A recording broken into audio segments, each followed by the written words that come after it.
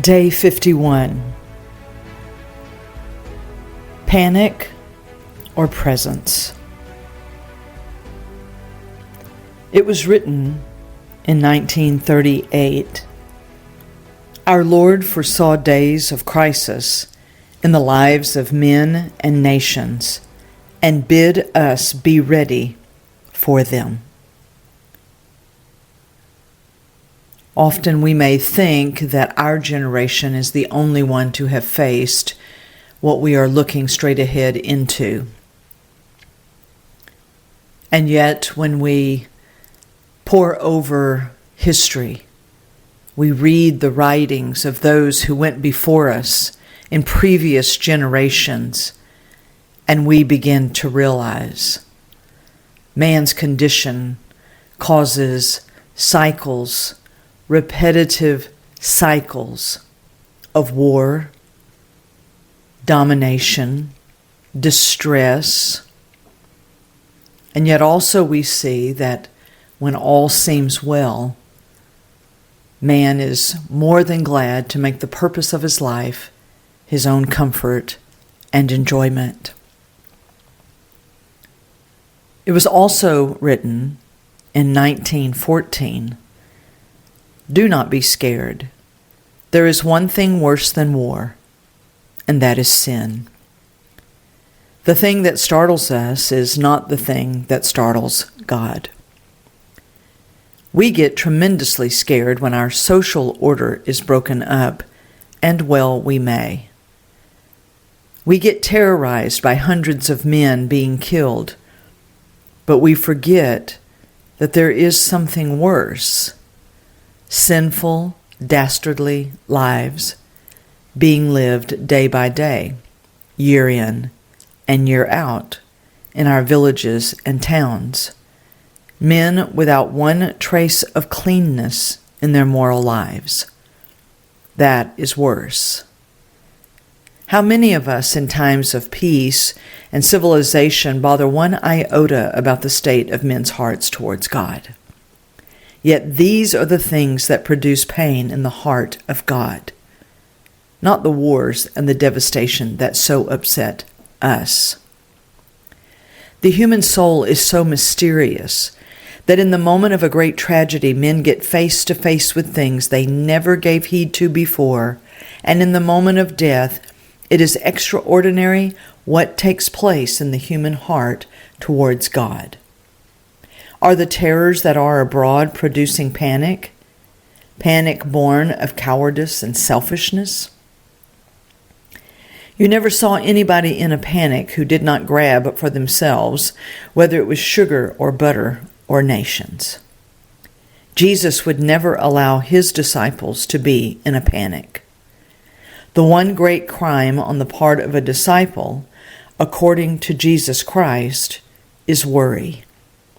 Whenever we begin to calculate without God, we commit sin. Fret not thyself, it tendeth only to evil doing. Psalm 37:8. Face facts. Very few of us will face facts. We prefer our fictions. Our Lord teaches us to look things full in the face, and he says, "When you hear of wars and disturbances, do not be scared." It is the most natural thing in the world to be scared. There is no natural heart of man or woman that is not scared by these things. And the evidence that God's grace is at work among us is that we do not get terrified. Our attitude must be, "Father, I do not know what these things mean. It looks like starvation and distress, but thou hast said, do not be scared. So I will not be.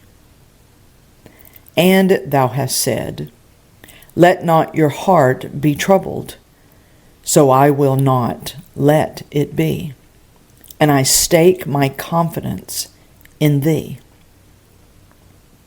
That is the real testimony. It is very easy to trust in God when there is no difficulty, but that is not trust at all. It is simply letting the mind rest in a complacent mood. But when there is sickness in the house, when there is trouble, when there is death, where is our trust in God? The clearest evidence that God's grace is at work in our hearts is that we do not get into panics.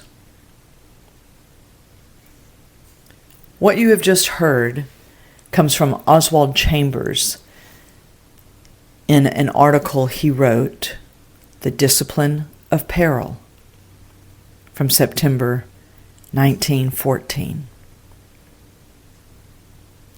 Every generation will face their opportunity to be absolutely consumed with panic or in the presence of the Father. When Jesus teaches us to look things full in the face and to never prefer our fictions, our fantasies, our own narratives, it is because truth is about to make a grand entrance into our life. For when we come out of our own storyline, when we come apart from the lies that we've told ourselves to survive,